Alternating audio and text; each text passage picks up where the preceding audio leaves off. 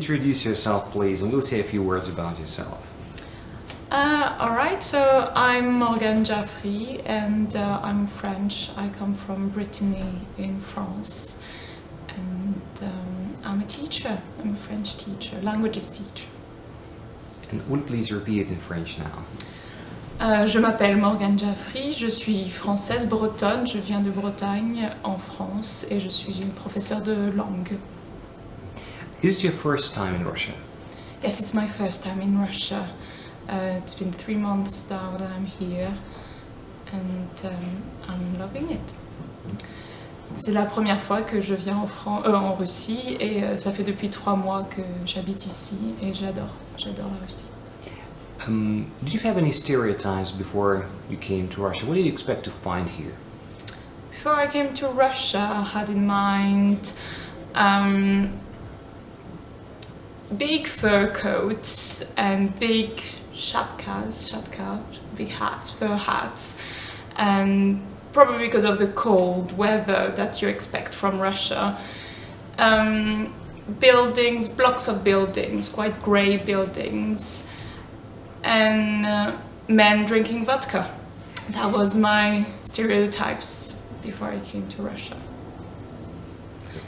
Avant de venir en Russie, j'imaginais des femmes russes avec des grands manteaux en fourrure et des gros chapeaux en fourrure, des bâtiments assez gris et des tours grises et des hommes russes qui buvaient beaucoup de vodka. Voilà. So, did those stereotypes prove to be right? Well, about the fur coats, yes, they do exist. Again, today I saw loads and loads of varieties of fur coats and many amazing hats, so that's very true, and it's starting to be very cold now. But when I arrived in September and in October, the weather was glorious, so that was a bit different. Big sunshine and quite warm actually, so it changed a bit. And then I saw the architecture was very, very different than what I was expecting. I saw so many variation in the buildings, new buildings, older buildings, amazing churches that I couldn't really think of before coming here. And vodka, well, it's true, Russian men drink vodka, but maybe not as much as I was thinking. Alors oui, c'est vrai. Pour les manteaux en fourrure, les chapeaux en fourrure, ils existent et il y en a une grande variété, tous plus exceptionnels les uns que les autres, et parce qu'il commence à faire très froid maintenant. Mais en septembre, en octobre, j'ai eu un temps magnifique, il faisait très très beau, très très chaud. Je n'aurais pas cru ça de la Russie. Et en ce qui concerne les bâtiments, j'ai vu une architecture plus variée que ce que j'imaginais. Des églises magnifiques, dorées, des couleurs superbes, beaucoup plus joyeuses que ce que j'imaginais. Et pour la vodka, c'est vrai, les Russes boivent de la vodka, mais peut-être pas autant que ce que je pensais. Now it is November, so how hard is Russian winter? Is it really that scary? It's not too bad. I mean, it was minus 14 degrees today, I saw on a board, and as long as you're wrapped up and you don't play silly, you just have the right shoes, the right hats, the right coat, it's okay. It's not that bad, I think. Je pense que aujourd'hui, par exemple, il faisait moins 14 degrés. Donc c'est assez froid quand même pour une Française. Et tant qu'on porte les vêtements adéquats, je pense que ça va. Tant qu'on a le bon manteau, les bonnes chaussures, les bons gants, bonnets, c'est bon. Do you see many people from France here? Not that many. I think all in all, I can count around 15 to 20 people that I've met or know of that are French in Yekaterinburg. So it's not that many if you consider to the overall population, but still a small community. J'en ai rencontré quelques-uns et je crois qu'on est 15-20 en tout que je peux nommer, que j'ai entendu parler de ces personnes. Mais en tout et pour tout, ce n'est pas beaucoup pour la population de Ekaterinbourg, mais il y a quand même une petite une communauté de Français. Are there any French restaurants here? None I've heard of, but I know there are some bakeries. There are 3 French bakeries in the city centre with a moustache as a logo, and they actually do pretty nice croissants and all other delicacies. Donc je n'ai jamais vu ou entendu d'un restaurant français à proprement parler. Peut-être que c'est de ma faute, je n'ai pas vraiment cherché, mais il y a 3 pâtisseries, cafés français dans le centre de la ville, avec une Française d'ailleurs qui fait la boulangère et avec de très bons croissants. What have been missing here? French food, French drinks.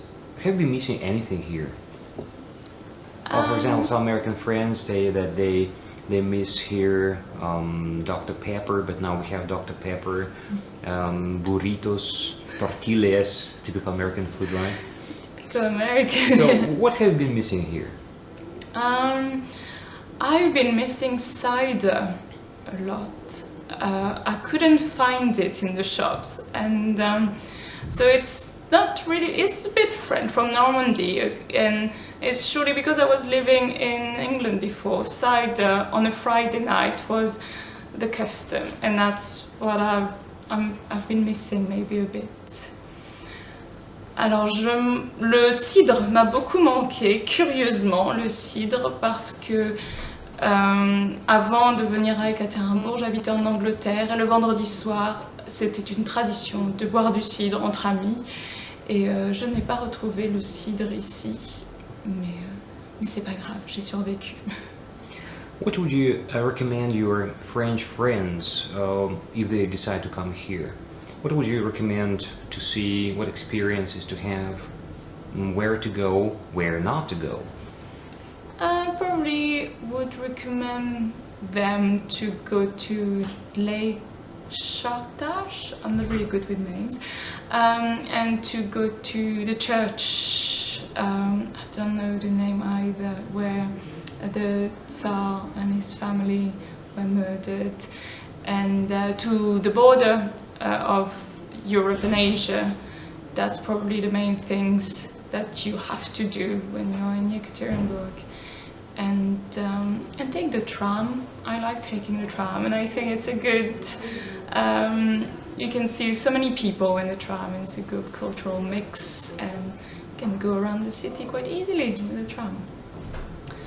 Alors, je dirais à mes amis sûrement d'aller au lac Chartage et d'aller voir l'église où la famille Romanov a été exécutée, et sûrement aussi d'aller voir la frontière entre l'Asie et l'Europe, et de prendre le tramway, parce que c'est un mix de personnes dans le tramway très intéressant à voir,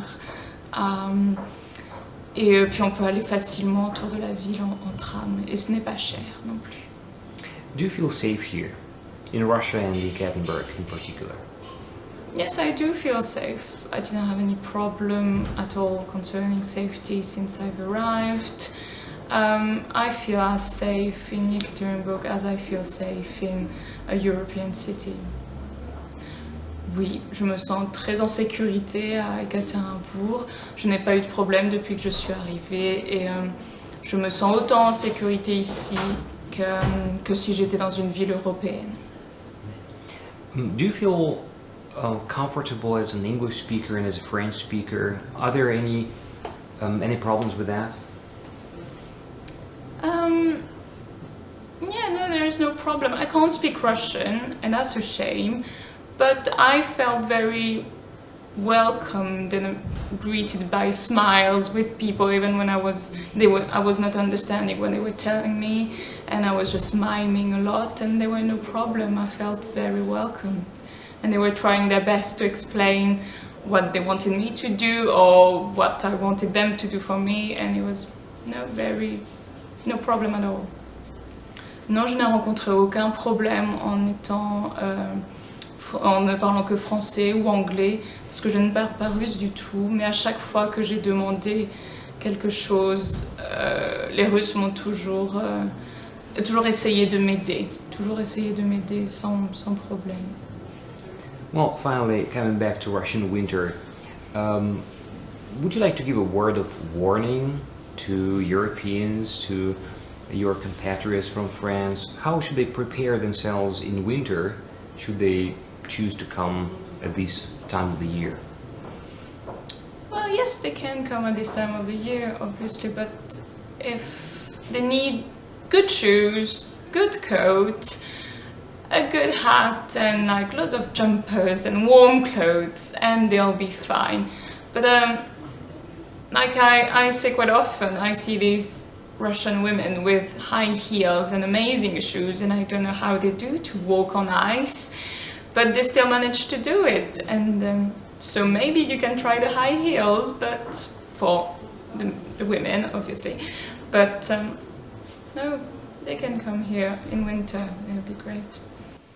Bien sûr, je leur dirais de prendre des bonnes chaussures, les chaussures adéquates, avec un gros manteau, un gros bonnet, plein de pulls bien chauds. Mais comme je le dis souvent, il y a ces femmes russes qui marchent avec des talons hauts, des talons aiguilles sur la glace sans problème. Et donc pourquoi pas essayer aussi le talon aiguille pour les femmes, pourquoi pas. Morgane, merci beaucoup. De rien, you're welcome. Thank you.